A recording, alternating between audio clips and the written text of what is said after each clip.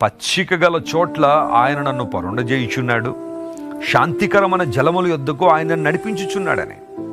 యేసుక్రీస్తు ప్రభువారు వెలుగుగా సత్యముగా ఈ లోకానికి వచ్చిన దేవుడు శాంతికరమైన జలముల యొద్దకు నేను నడిపిస్తారు. ప్రశాంతమైన జీవితం, శాంతియుతమైన బ్రతుకు, సమాధానంతో కలిగి జీవించడం, సమాధానాన్ని కలిగి బ్రతకడం.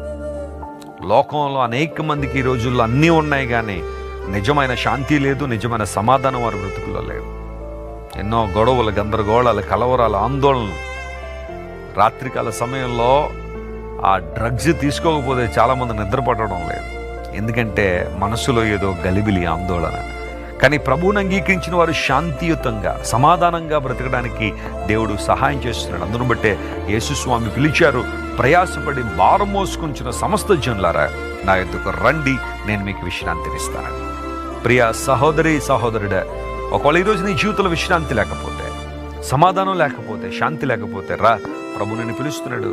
తన మహిమగల, శక్తిగల ఆత్మచేతను నింపి తన రాజ్య నిర్మాణంలో, తన రాజ్య విస్తరణలో నిన్ను వాడుకునే దేవుడా.